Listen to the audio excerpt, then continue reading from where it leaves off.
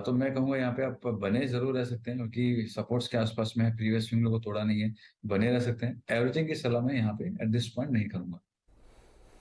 बने रह सकते हैं लेकिन एवरेज की सलाह यहाँ पे नहीं होगी। आशुतोष नागौरी हमारे साथ हैं गांधीधाम से। आशुतोष जी बताइए क्या सवाल है।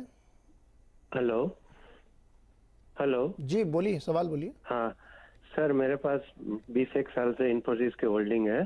हाँ। और 20 साल पहले की होल्डिंग है, और 4-5 बार बोनस आने के बाद आज 900 क्वांटिटी हो गई है, 900। हाँ। और मेरा एवरेज प्राइस है 200 रुपया, मतलब ऐसा इन्फोसिस का 200 रुपया एवरेज प्राइस। हाँ। तो अभी और 5 साल रखना है तो क्या करना है, और शायद अभी एक आध दो बोनस और मिलेगा कि नहीं वो भी पूछना है। देखिए बोनस और ये सारी बातें तो कंपनी के मैनेजमेंट तय करता है, और वहाँ तक मेरी पहुँचने की मुझे ये बातें बताएं तो उसके लिए आपकी तरह हमको भी इंतजार करना पड़ता है। लेकिन चूंकि आपने बहुत अच्छे समय पर खरीदा, आप एक टेस्ट केस भी हैं। जो लोग इस वक्त चैनल को देख रहे हैं उनको ये चीज़ सीखना और समझना चाहिए कि अगर आप लंबे समय तक किसी स्टॉक पर रुकते हैं तो उसका क्या फ़ायदा होता है। आज आप देखिए 1600 रुपये वाले स्टॉक की इनकी एवरेज कॉस्ट 200 रुपये पर शेयर है।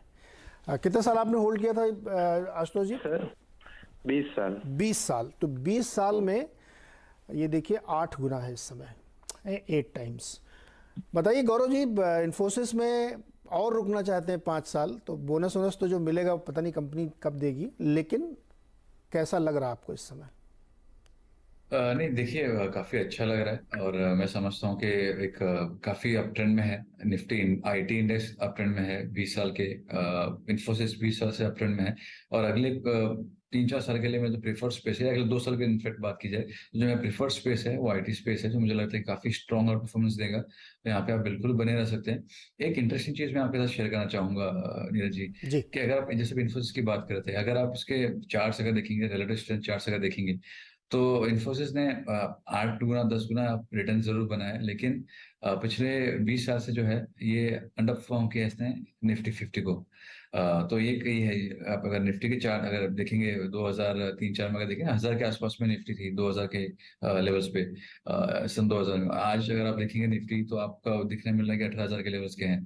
तो कहने का मेरा मतलब ये है कि एक अच्छा खासा अपसाइड आपको निफ्टी में देखने मिल चुका है। आपको एब्सोल्यूट टर्म्स में इन्फोसिस में काफी अच्छा मुनाफा देखने मिला है, उसमें दो कोई राय नहीं है। लेकिन स्टॉक ने जो है फिर भी अंडर परफॉर्म किया है 20 साल से। अब जो है जो स्ट्रक्चर बन रहा है इस तरह से कि जो आउट परफॉर्मेंस अभी शुरू हो सकता है इन्फोसिस का अगले कुछ सालों के लिए, तो वो एंगल से मुझे इन्फोसिस यहाँ पे भी अच्छा लग रहा है कि अगर किसी को ऐड करना है जिसका नजरिया 2-4-5 साल का है, उसके लिए बोल रहा हूँ, 2-5 दिन के लिए नहीं कह रहा हूँ मैं।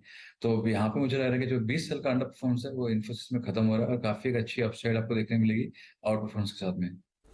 तो बिल्कुल इसमें आगे भी आपको जर्नी बढ़िया मिलेगी। और बहुत अच्छी बात गौरव ने कही, इसको भी ध्यान से समझना चाहिए कि आप जब कंपैरिजन करने जाएंगे तो आपको हो सकता है कि निफ्टी के मुकाबले अंडर परफॉर्मेंस दिखे।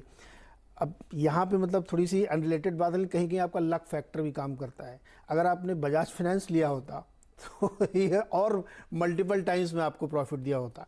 तो ये भी एक बाज़ार में होता है, लेकिन ये रिटर्न जो आपने कमाया ये बहुत अच्छा है, और आगे भी ये रिटर्न बढ़िया देगा, क्योंकि आईटी इंडस्ट्री में कोई दिक्कत नहीं है। तो आप इसमें बने रह सकते हैं, कोई दिक्कत नहीं। और बोनस वगैरह की तो सर अब जो कंपनी अनाउंस करेगी तभी आपको भी पता चलेगा, हमको भी पता चलेगा।